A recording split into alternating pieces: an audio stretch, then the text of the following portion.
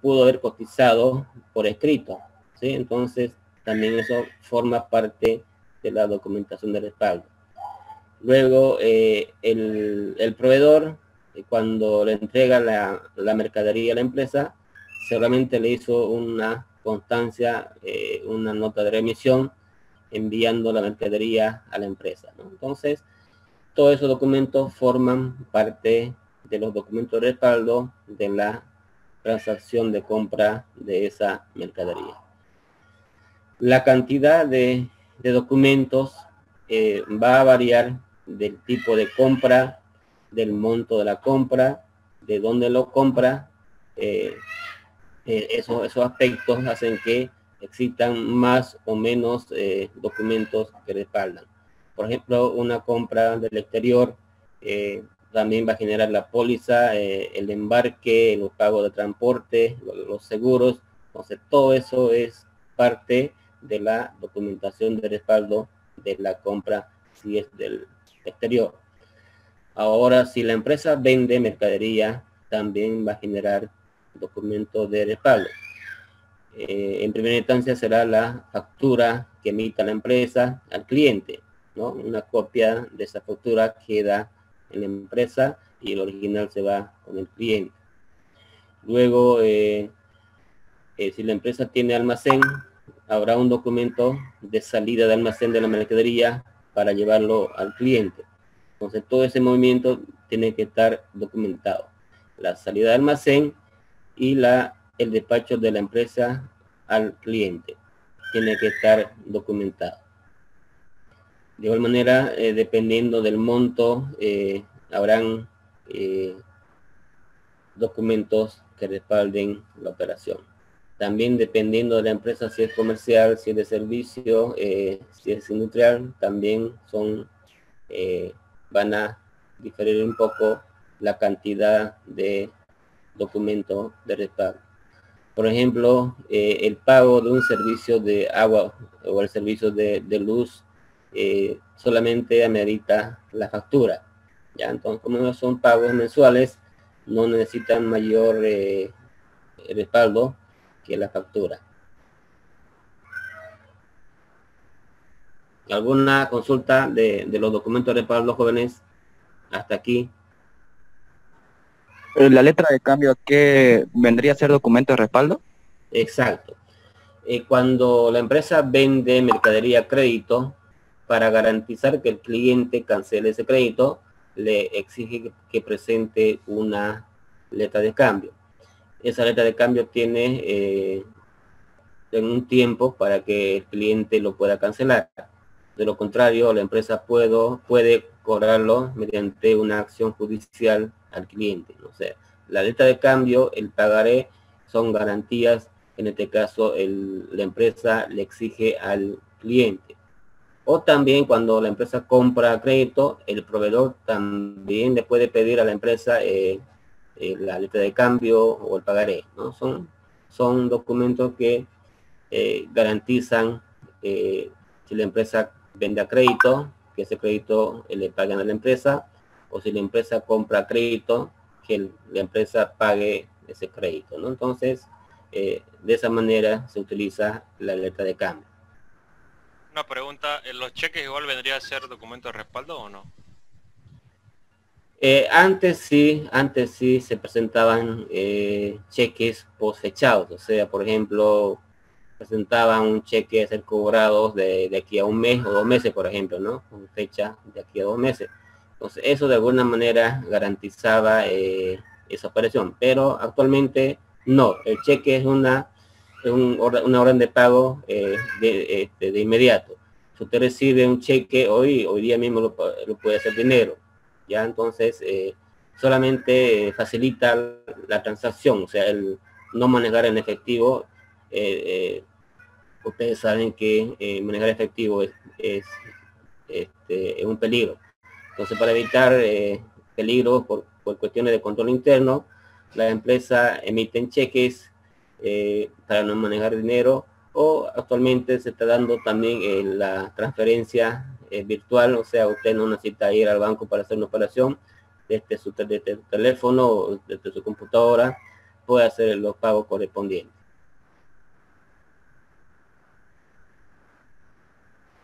Muchas gracias.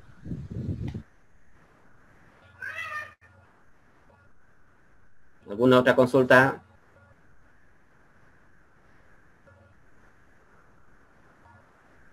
Ingeniero, ahora sobre lo que preguntó mi compañero sobre la letra de cambio, digamos, si una persona no paga la letra de cambio, ¿puede ir a la cárcel?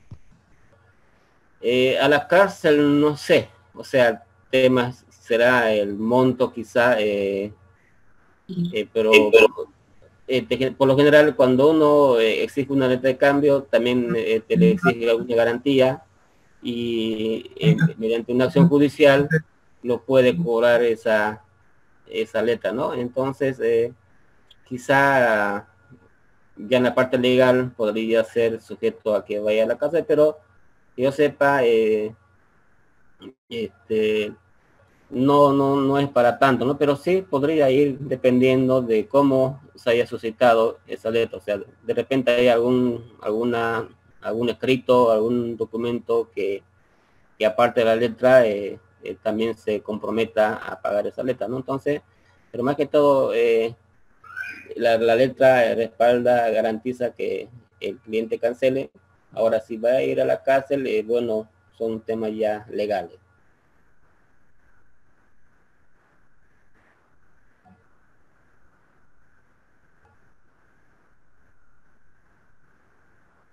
Ya está bien.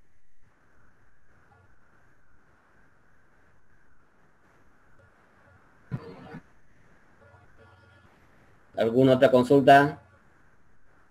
Disculpe, ¿qué es lo que quiere decir con operaciones de efecto patrimonial? Eso no lo entendí. Ya, toda transacción podemos llamar transacción o operación, o sea, la compra, la venta, los pagos son transacciones o operaciones mercantiles que se generan en la empresa, ¿no? Entonces, toda transacción, toda operación siempre va a afectar al capital. En este caso, el patrimonio entendamos por capital, ¿ya? Cuando hablamos de patrimonio, entendamos por capital. Entonces, una compra, por ejemplo, disminuye el capital.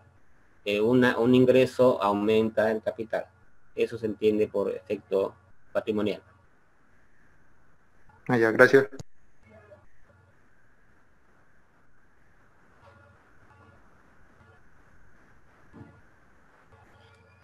Resumiendo, jóvenes, entonces, para que el contador pueda registrar una transacción, pueda procesarlo, para que vaya al sistema contable, tiene que existir los documentos de respaldo mínimos, ¿ya? Va a depender del monto de la operación, va a depender de lo que se compre o de lo que se venda para que exista las cantidades de documentos, ¿no? Entonces, esto en el transcurso del trimestre iremos repitiendo, por ejemplo, en cada transacción, qué documentos va a tener. ¿De acuerdo?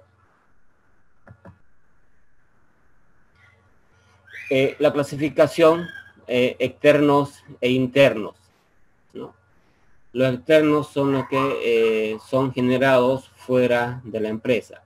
Por ejemplo, cuando la empresa compra mercadería, la factura que exija por esa compra será un documento externo. Si hace una importación de mercadería del exterior, la póliza, los impuestos pagados, el transporte pagado, todo eso serán, digamos, emitidos fuera de la empresa, por lo tanto son externos. En cambio, los internos son todos los documentos que se generan dentro de la empresa, ¿no? Por ejemplo, cuando vende, la factura que emite la empresa será un documento interno. Cuando saque, por ejemplo, de almacén productos para vender, el informe de almacén de salida también va a ser un documento interno. Una orden de compra se emite en la empresa para comprar, es un documento interno. Entonces, toda la documentación que se genera dentro de la empresa son documentos internos. Y lo que se generan fuera de la empresa son externos.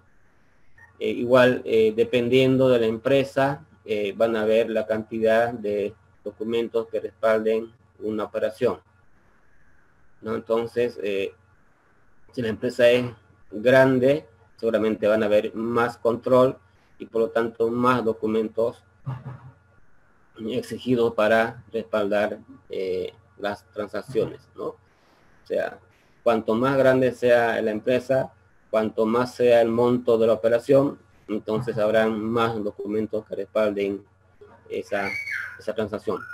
Por ejemplo, en el caso de la universidad, el construir un módulo de aulas tiene bastantes documentos de respaldo.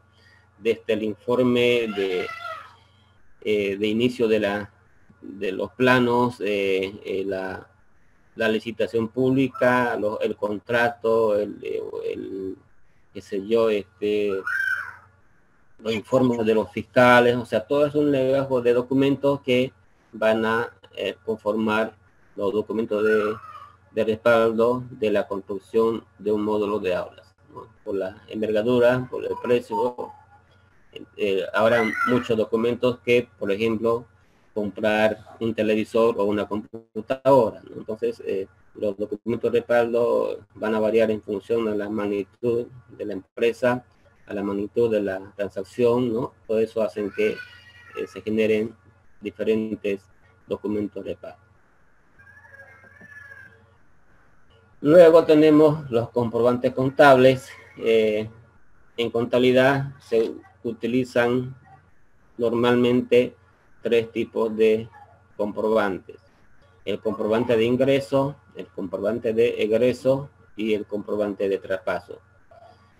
El comprobante de ingreso se utiliza para registrar ingresos de dinero a la empresa. Todo dinero que ingresa a la empresa va a generar, ya dijimos, documentos de respaldo, la factura, las proformas, y además se va a emitir este comprobante de ingreso, ¿no? Que va a ser la tapa de formulario que se registre los ingresos, ¿no? Por todo transacción que genere ingresos de dinero en efectivo, se elabora el comprobante de ingresos.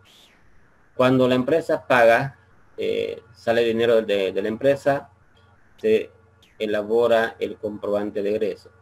Adjunto a este comprobante de egreso estarán la factura, las cotizaciones, todos los documentos que comentamos anteriormente. Si es salida de dinero, tiene que estar adjunto a este comprobante de egreso. Y el comprobante de traspaso o de diario se utiliza para registrar operaciones que no sea ingreso y tampoco sea salida de dinero, ¿no? Solamente se utiliza para movimientos, para ajustes internos contables, ¿no? Entonces, cuando hay ingresos de dinero, se utiliza el comprobante de ingreso.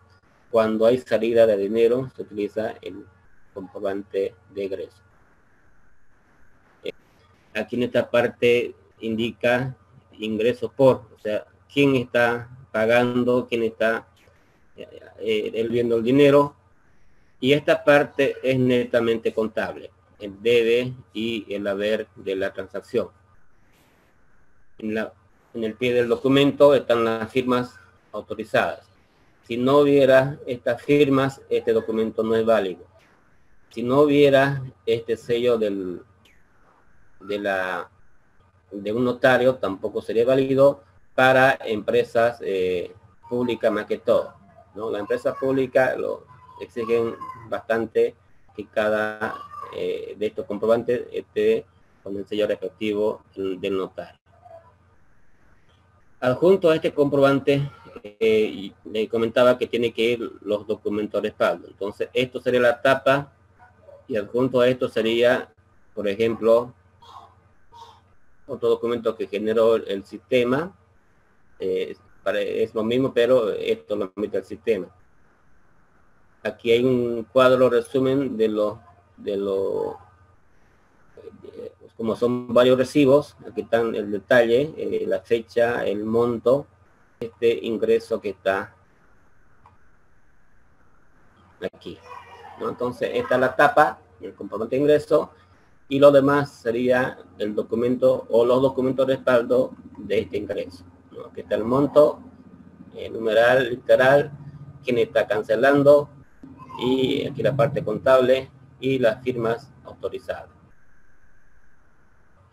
Tiene el mismo formato, solamente aquí dice comprobante de ingreso. El sello del notario, el número prenumerado, aquí va el número del sistema, aquí indica a quién se está pagando el beneficiario, el monto en letra, numeral, el concepto por el cual se está pagando, y aquí está la parte contable, debe y haber. Y en la parte de abajo están las firmas autorizadas. Aquí tiene que estar el contador, la parte administrativa y la parte ejecutiva, ¿no? Entonces, este comprobante respalda los papeles que están aquí adjuntos, ¿no? Aquí está un comprobante del sistema, aquí está un pedido de material, ¿no? Compra de material para impresora. Luego está la orden de compra que genera la empresa, en este caso la universidad, el detalle y el monto, la firma autorizada. Aquí tenemos un acta de entrega. Cuando ya se compra el producto, tiene que ser firmado por el que recibe. Esto es presupuesto. Esto es informe de presupuesto. Esto es un solicitud de compra. Aquí está el NIT, a quién se paga. Entonces, todos estos documentos respaldan esta compra, ¿no? Aquí adjunto tiene que estar también la factura. Una vez que recibe el cheque, el proveedor lo firma aquí como recibido el cheque, y tiene que ver también de parte del proveedor la emisión de la factura correspondiente, ¿no? En este proceso todavía no el cliente o el proveedor no cobró el cheque, o sea, no ha retirado el cheque, por eso que en esta parte no está firmado. Entonces, una vez que se firme esta parte, el proveedor entregará la factura y la empresa entregará el cheque, ¿no? Todo esto pago se hace con cheque. Aquí está el número, ¿no? El nombre y el monto. Son los documentos de respaldo.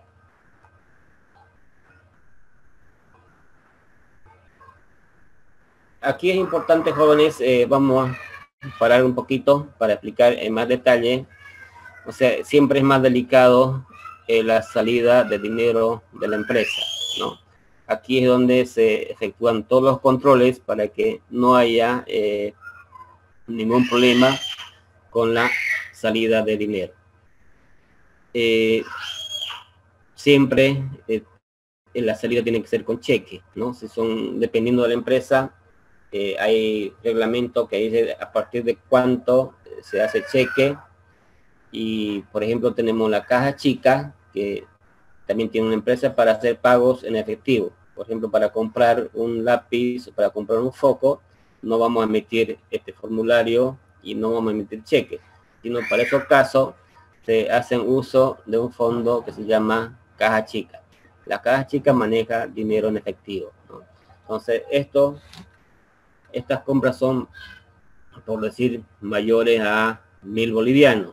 Eso cada empresa lo determina en la cuantía a partir de cuánto se emite cheque y a partir hasta qué monto se puede comprar con caja chica, ¿no? Dependiendo de la empresa, del tamaño de la empresa. Por ejemplo, pueden comprarse con caja chica hasta quizás 10.000, 5.000. Eso va a depender del reglamento de cada empresa, ¿ya? Pero normalmente todas las compras, todos los pagos se hacen con cheque, y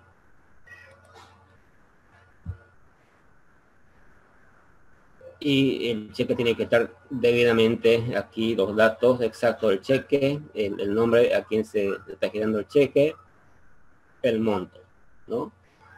Y es importante también señalar que este nombre que ustedes están viendo tiene que ser el mismo que el del NIC, ¿no? Entonces, aquí el NIP indica un nombre, ¿no? Entonces, este es el proveedor, por lo tanto, a este se le tiene que pagar, ¿no? Entonces, se pide este documento para que el cheque salga a este nombre. Si no tuviera NIP, se pide el carnet de identidad, ¿no? Para que el pago se identifique plenamente, ¿sí? Y bueno, aquí está la parte contable, como digo, y las firmas autorizadas. ¿Alguna consulta, jóvenes, sobre esto de la salida de dinero de la empresa? O sea, cuando la empresa paga por una compra o por un pago de servicio, siempre genera un poquito de cuidado. ¿Alguna consulta?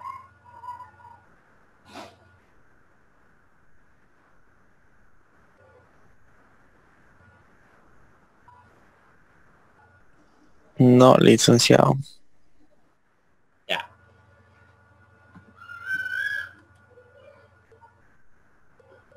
Lo voy a pasar al grupo, lo van a ver en su casa y para mañana hasta el mediodía me pasan un resumen al igual que lo hicieron del primer video.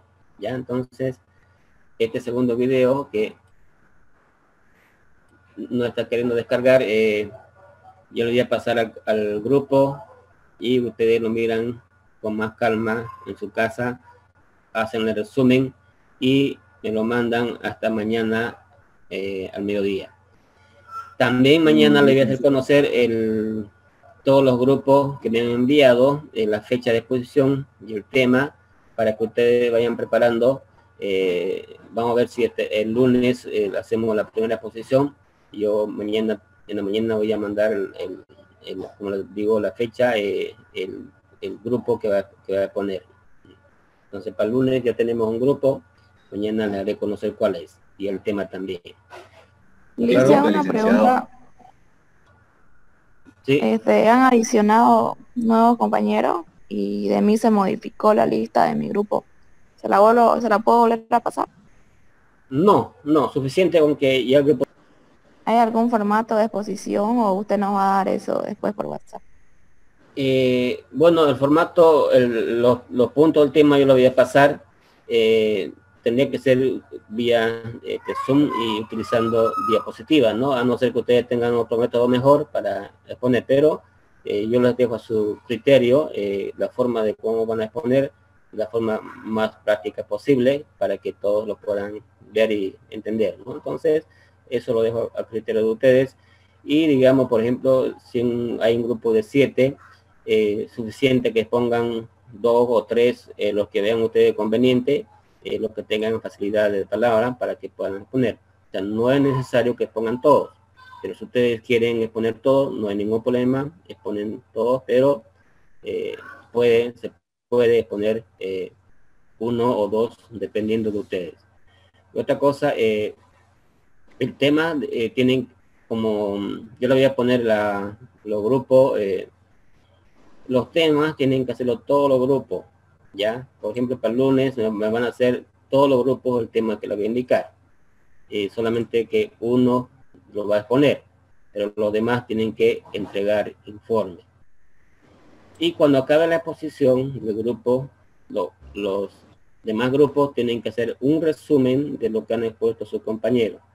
Ese resumen me lo pueden entregar en el curso del día, ¿ya? Entonces, es bueno que ustedes escuchen al compañero la exposición, y de esa exposición por grupo, cada grupo tiene que hacer un resumen.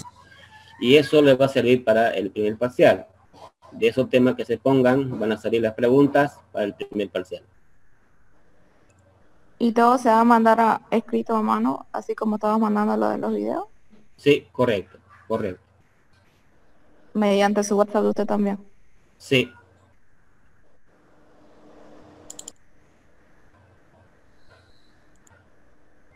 El lunes, cuando tengamos la primera exposición, ahí vamos a ver, vamos a afilar algunas dudas, algunos, o sea, la primera fecha no vamos a ser tan flexibles, voy a tener tolerancia para que ya a partir del segundo ya lo hagamos con más fluidez, con más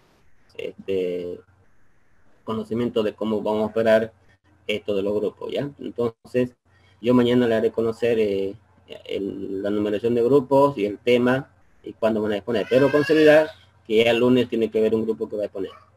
¿De acuerdo? Sí, Licen. Los informes de los grupos, ¿se lo tenemos que hacer llegar o se lo Sí. tenemos que pasar por WhatsApp o cómo? Por WhatsApp. Ya los informes me lo pasan por WhatsApp. Para que yo lleve el control de los grupos que presenten y no se olviden que esto tiene puntaje dentro de los 25 puntos. Entonces, tener puesto tiene que ver el informe del grupo opositor y además de los demás grupos. Y además el resumen del tema de los otros grupos que no expusieron. O sea, el que no expuso en este caso.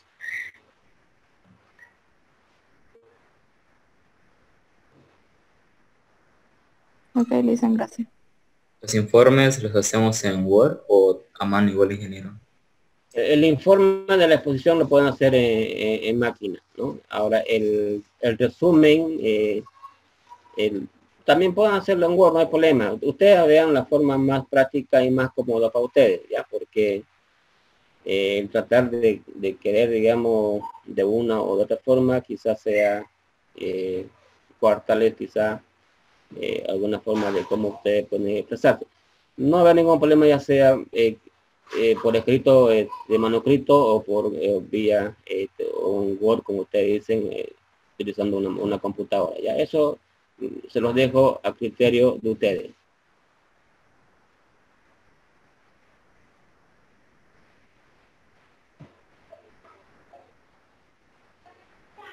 Bueno, jóvenes, quedamos aquí. Yo mañana en la mañana le haré conocer los temas de exposición y el grupo que va a poner el lunes, y el viernes veremos algunos detalles, ¿de acuerdo? Licenciado, disculpe una preguntita. Lo que no tiene grupo, o usted hace los grupos, o cada quien tiene integrarse a un grupo. Si usted no puede integrarse a los grupos que están creados, yo le voy a buscar un grupo y le voy a asignar un grupo, no se preocupe por eso. Gracias, licenciado.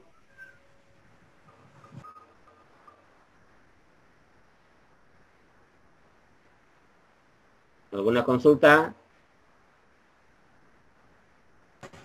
Disculpe, ingeniero, no hay preferencia alguna en la presentación de los resúmenes, ¿no? Sea en Word o sea a mano, ¿no? Sí, sí, como les decía, se lo dejo a criterio de ustedes, la forma más cómoda y práctica, y que ustedes lo vean por conveniente, no hay problema. De acuerdo.